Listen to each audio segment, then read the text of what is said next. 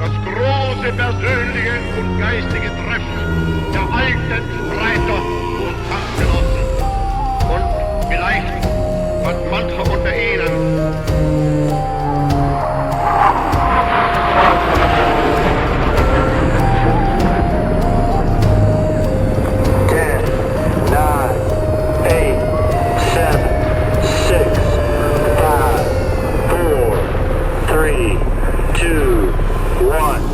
Bienvenidos a Archivos del Tiempo, podcast.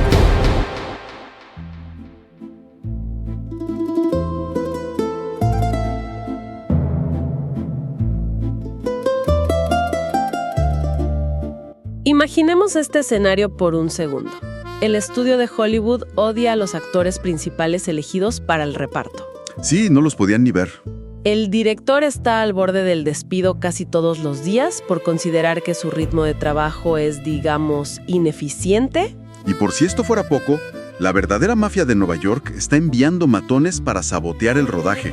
Exacto, amenazando con hacer explotar las oficinas de producción. Contra toda lógica, de ese desastre logístico y corporativo absoluto, nació una de las obras maestras más grandes del cine. Es un milagro que se haya filmado, de verdad. La pregunta es obligada. ¿Cómo es posible que un proyecto amenazado con explosivos por el crimen organizado terminara siendo considerado la segunda mejor cinta en la historia de Estados Unidos? Es una de las grandes paradojas de la historia del arte moderno.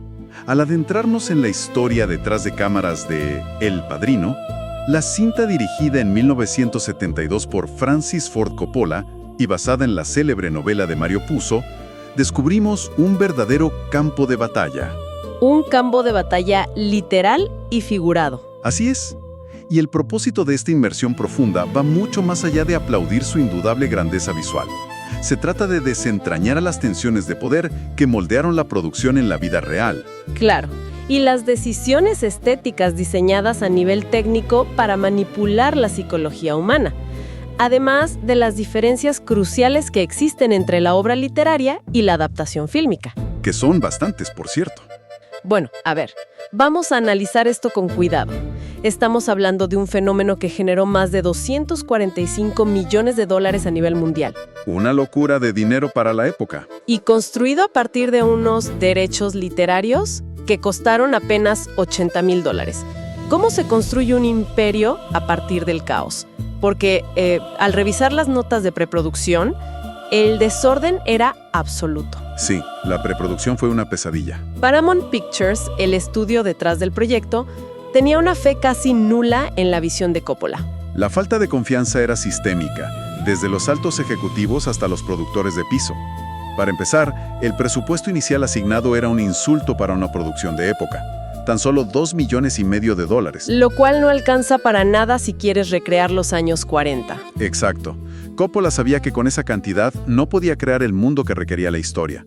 Fue su insistencia inquebrantable, peleando día a día, la que logró elevar esa cifra a $6 millones. Que sigue siendo poco, pero ya era algo más decente. Ese incremento resultó vital para poder grabar en exteriores en lugares auténticos como Nueva York y Sicilia.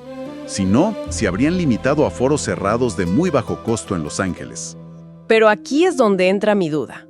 O sea, si los ejecutivos consideraban a Coppola un director lento, si dudaban de su visión todos los días al punto de querer despedirlo, ¿cómo logra un director bajo asedio que le dupliquen el presupuesto? Con muchísima fricción política.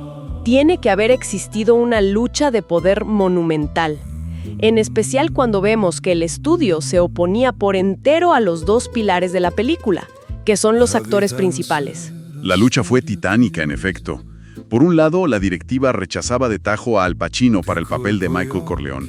¿No lo querían? ¡Wow! Para nada.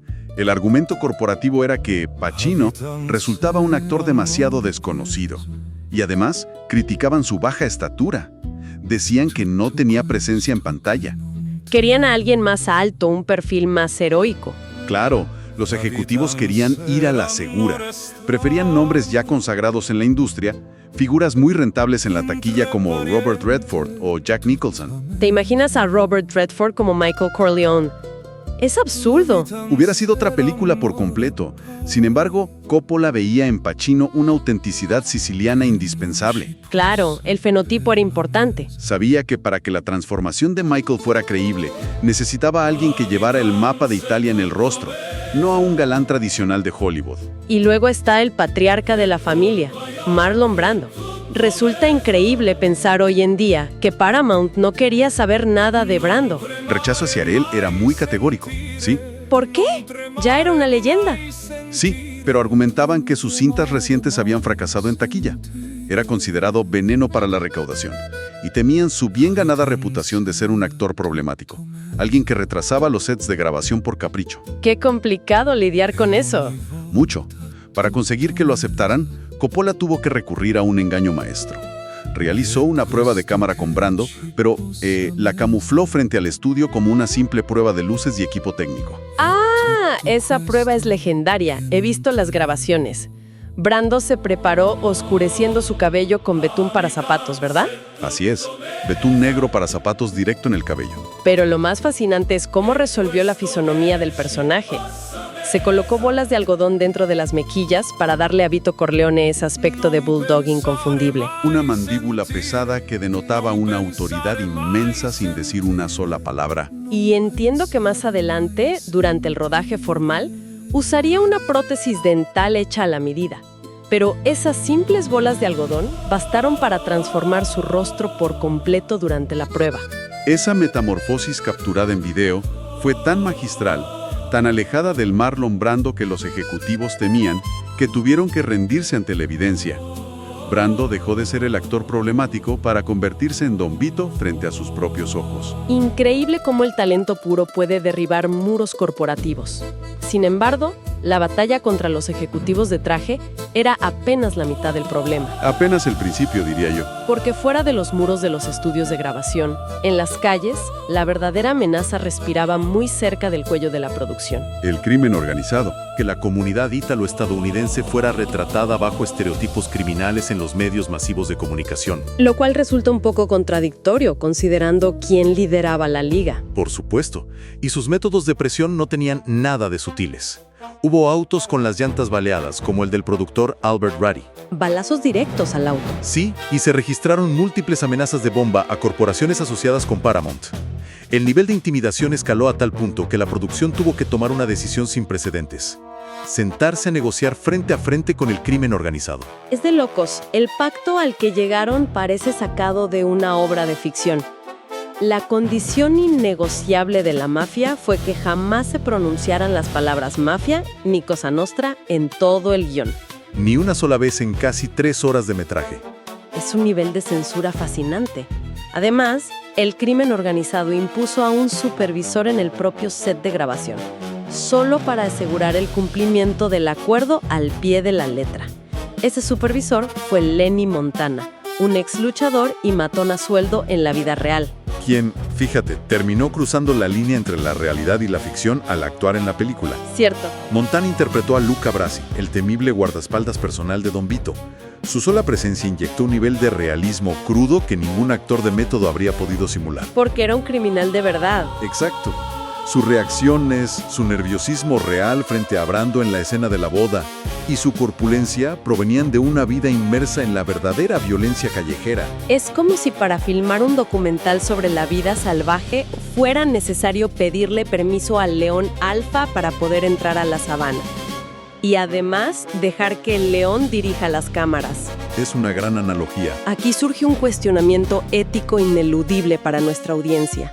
¿Hasta qué punto resulta ético que un gran estudio de Hollywood ceda el control creativo y narrativo al mismo crimen organizado que está intentando retratar? Es una pregunta difícil. Plantea un debate profundo sobre los límites del arte y el comercio.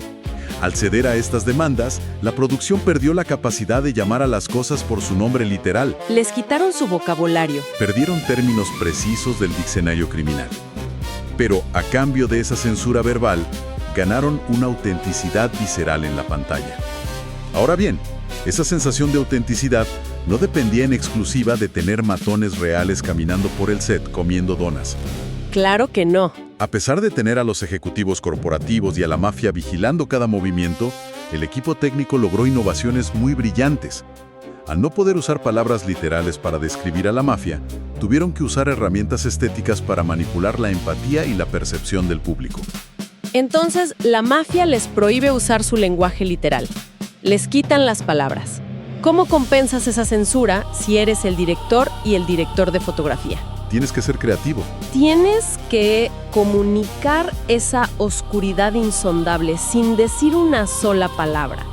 Y ahí es donde entra la manipulación visual, el verdadero poder de la imagen. El trabajo del director de fotografía, Gordon Willis, entra a escena de una forma espectacular. Y Gordon Willis rompió todas las reglas convencionales de iluminación que regían a Hollywood en esa época. ¿Qué hacían distinto antes? Los estudios preferían rostros iluminados a la perfección. Una luz muy plana, sin sombras indeseadas, para que las estrellas lucieran impecables. Willis optó por un uso extremo del claroscuro. Y de manera muy particular, por la luz cenital. Luz desde arriba. Así es. Colocar fuentes de iluminación muy intensas que caen en línea recta desde arriba, justo sobre la cabeza de los actores. Pero hay que entender cómo funciona esto a nivel físico y psicológico en el espectador. Al iluminar a Marlon Brando directo desde arriba, Willis creó sombras densas, casi sólidas, que llenaban por entero las cuencas de sus ojos. Es un efecto muy dramático.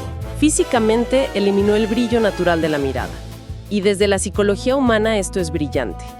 Los seres humanos buscamos de forma instintiva los ojos de los demás para leer su empatía, para predecir sus intenciones. Es nuestra forma de conectar. Al ocultarlos en la sombra, Willis convirtió a Vito Corleone en una figura indescifrable. Te obliga a temerle porque no puedes ver lo que está pensando. Exacto. Le otorga un aspecto fantasmagórico y siniestro. Y Willis potencia este efecto mediante el contraste visual. ¿Cómo así? Pensemos en las escenas de la boda inicial o en los paisajes de Sicilia. En esos momentos, la luz natural inunda la pantalla. Todo es expansivo, brillante y transmite una sensación de alegría familiar. Ese choque de luces hace algo muy específico en nuestra mente. Marca los dos mundos de la familia. Justo eso, traza una línea invisible entre la cara pública de la familia, donde todo es celebración, y los rincones oscuros, los despachos a puerta cerrada, donde en verdad se ordenan las ejecuciones mortales. Esa dualidad entre la luz y la oscuridad, entre lo sagrado y lo profano, alcanza su punto máximo en la famosa escena del montaje paralelo, la secuencia del bautizo. Es una clase maestra de cine. Son 4 minutos y 49 segundos que alteraron para siempre el lenguaje cinematográfico. Los encargados del montaje, William Reynolds y Peter Sinner, crearon algo histórico. Lograron entrelazar eventos simultáneos utilizando el sonido diegético como pegamento narrativo. El sonido que ocurre dentro de la historia. Sí. Por un lado, el espectador asiste a la ceremonia religiosa.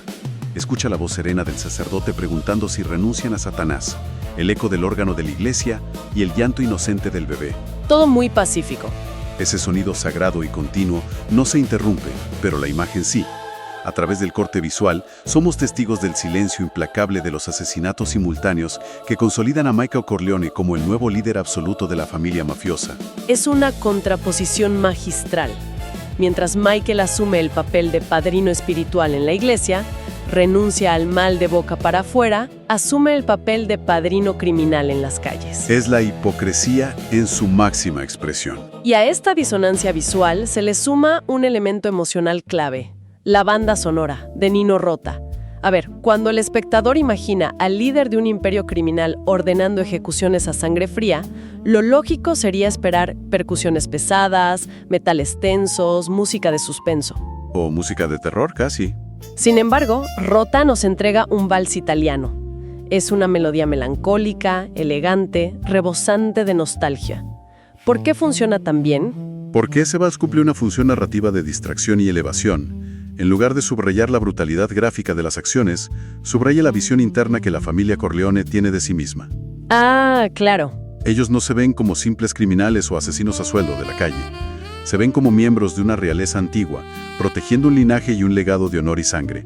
Hay un dato curioso sobre esta banda sonora, por cierto. ¿Cuál es? Fue descalificada en los premios Oscar de ese año porque se descubrió que Rota había reutilizado acordes de una obra suya anterior, la película Fortunella. No me digas. Sí, lo descalificaron. Pero a pesar de esa penalización formal, su impacto cultural se volvió imborrable. Al igual que un ilusionista usa un movimiento rápido y elegante para distraer al público del lugar donde ocurre el verdadero truco, Coppola y Rota usan ese vals para distraer nuestra moralidad. Es una trampa sensorial. Mientras el oído escucha nobleza, realeza y tradición, los ojos ven una carnicería implacable. Crea una disonancia cognitiva profunda. Y en medio de esa elegancia esconden pequeñas trampas visuales que anuncian el desastre. Me refiero, claro, a las famosas naranjas. El uso de las naranjas es un código cromático brillante en la narrativa visual. Cuéntanos de eso. En una película dominada por paletas visuales oscuras, tonos ocres, negros y marrones, de pronto aparece un estallido de color anaranjado brillante. Atrae la mirada del espectador a nivel inconsciente, preparando la atención antes del estallido de violencia. Y las vemos en los momentos previos a cada gran tragedia, a lo largo de la historia. Aparecen en las manos de Tesio durante la boda, mucho antes de que se revele su traición contra la familia. Están en un tazón sobre la mesa del productor de cine, Jack Waltz, la noche antes de que encuentre el castigo en su cama. Siempre presagian desgracia. Están presentes de forma muy abundante en el peaje donde ocurre la emboscada a Sonny Corleone. Una escena en la que, por cierto, el equipo de efectos especiales detonó más de 150 explosivos para simular los impactos de bala en su cuerpo y en el auto. Fue una de las escenas más caras de rodar. Y claro, no podemos olvidar la escena central. Don Vito se detiene a comprar naranjas en la calle apenas unos segundos antes de sufrir el atentado a balazos que cambia el rumbo de todos. Todo esto nos lleva a un debate central en nuestro análisis. Si la técnica cinematográfica, desde la luz cenital hasta el vals nostálgico, sirvió para suavizar a estos personajes y hacerlos magnéticos, el guión adaptado también tomó decisiones narrativas muy drásticas. ¿En qué sentido? Para entender el alcance de esta manipulación hacia el público, debemos adentrarnos en la diferencia entre la novela original de Mario Puzo y la visión final que quedó plasmada en la lente de Coppola. Claro, la película recorta muchísimo material literario para lograr ese ritmo que el estudio tanto exigía. Pero esos recortes no fueron inocentes, de ninguna manera. Alteran la moralidad de la historia. Pensemos en la venganza de Michael Corleone.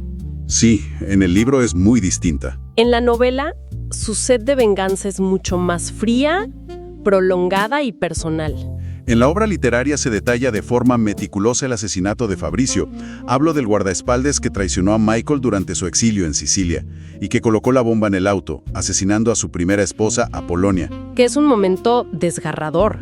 En la novela, Michael rastrea a Fabricio hasta Estados Unidos y ordena su ejecución en una pizzería de Nueva York. Es brutal.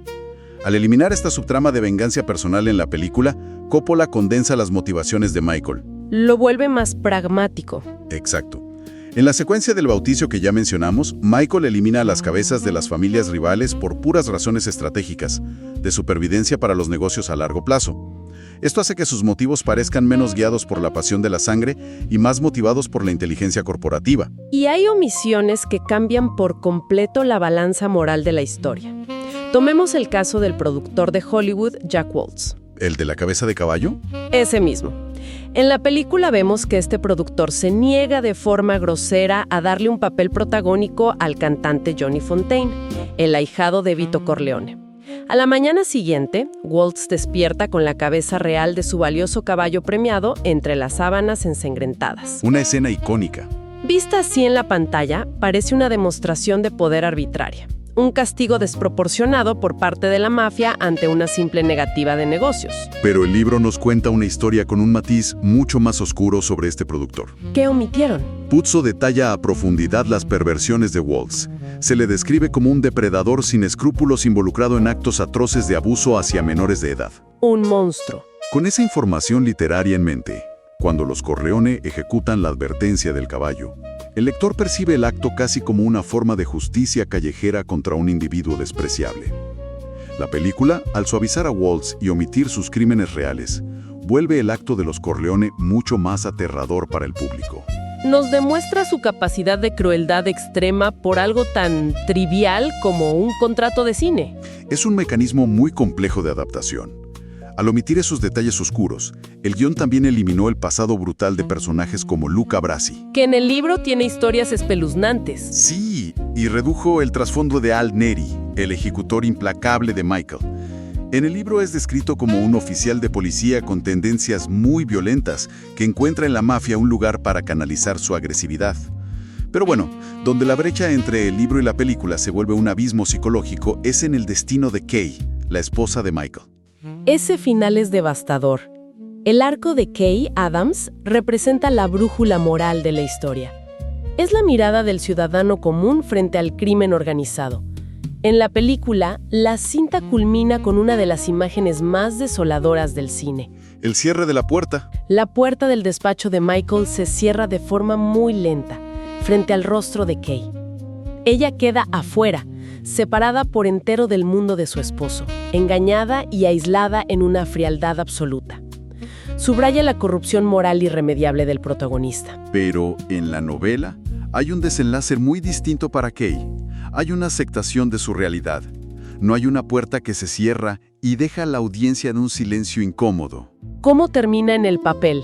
En el cierre literario, Tom Hagen, el abogado de la familia, tiene una larga conversación con ella. Le explica con frialdad y pragmatismo los motivos de supervivencia que justifican las acciones de Michael, delineando el peso asfixiante del liderazgo de los Corleone. ¿Le cuenta la verdad detrás del mito? Tras esta revelación, el libro cierra con Kay asistiendo a la iglesia, encendiendo una vela por la salvación del alma de su esposo. Ese pequeño acto demuestra una asimilación total a la cultura siciliana. Ella acepta su realidad y se somete a su destino junto a él. El portazo de Coppola, en cambio, es una condena rotunda. Un rechazo visual a la vida que Michael ha elegido y un castigo a su alma. Así es un final mucho más trágico a nivel emocional. Al unir todas estas piezas, la omisión de las perversiones de sus enemigos, la elegancia de la música, el respeto estricto a los códigos de lealtad, surge un resultado claro. La película construyó al antihéroe moderno perfecto. Nos enseñó a fascinarnos con individuos que cometen actos atroces, siempre y cuando operen bajo un sistema de reglas que parezca ordenado frente al caos del mundo. Nos enamoramos del villano.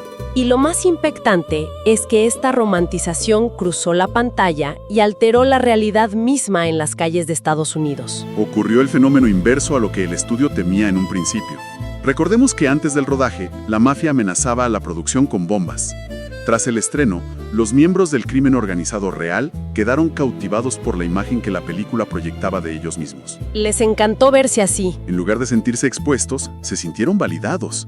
Empezaron a imitar los modales refinados, adoptaron la forma de vestir formal e incluso comenzaron a replicar la cadencia al hablar de los personajes ficticios. Es la vida imitando al arte de la forma más extraña posible.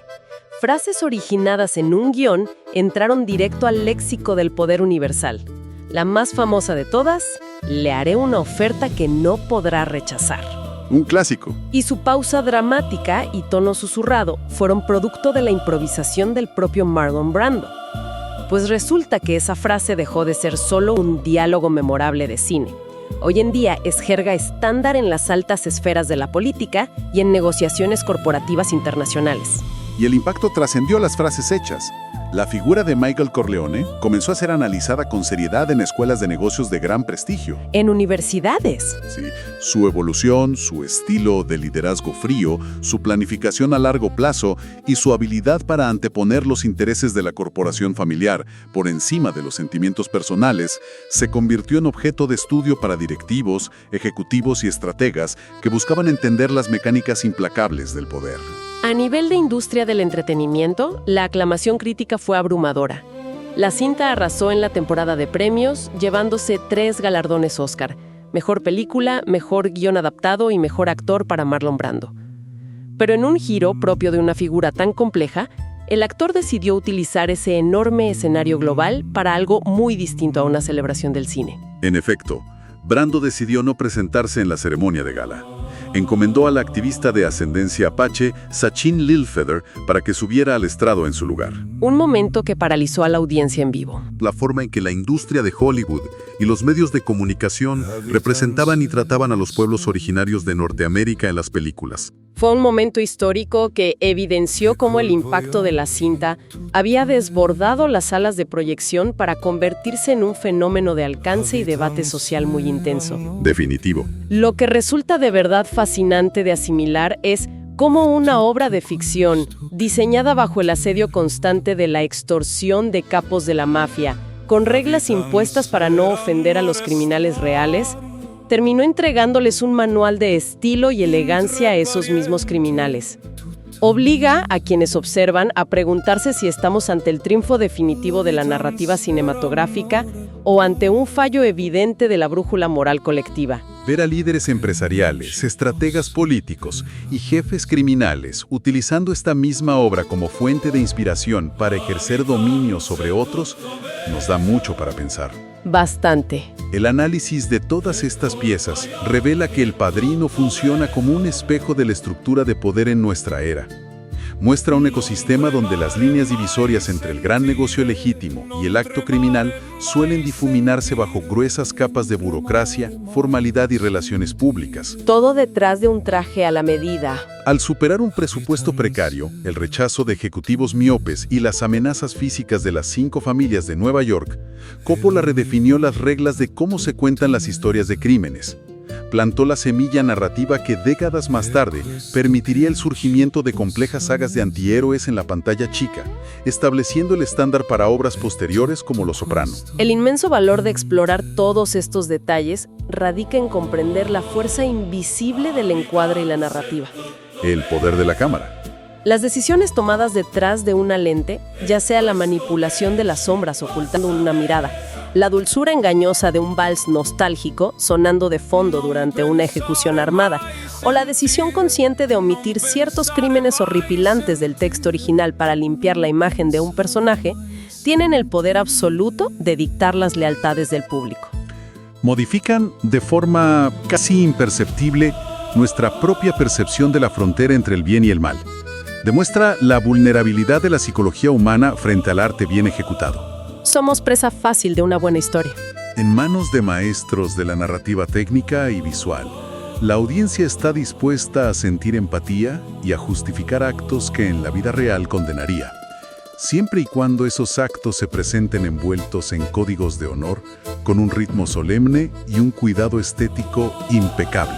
Si una iluminación diseñada al milímetro y los acordes de un hermoso vals italiano fueron herramientas suficientes para condicionar la mente del público y hacerle sentir lealtad hacia una sanguinaria familia criminal, vale la pena hacer una pausa. Sí, para llevarnos una reflexión final. Al observar a los grandes líderes de la vida real en la actualidad, en las esferas del gobierno o de los grandes corporativos mundiales, cabría preguntarse, ¿cuántos de ellos están utilizando hoy esa misma elegancia en el diseño de su imagen pública? Esa misma cadencia estudiada al hablar. Y esas constantes promesas de honor y lealtad, usadas como un mecanismo para mantener sus verdaderos ojos ocultos entre las sombras. Es una reflexión necesaria la próxima vez que alguien con traje impecable ofrece un trato que parece imposible de rechazar. El tiempo avanza, pero la historia nunca se detiene. Gracias por escuchar y hasta nuestro próximo encuentro.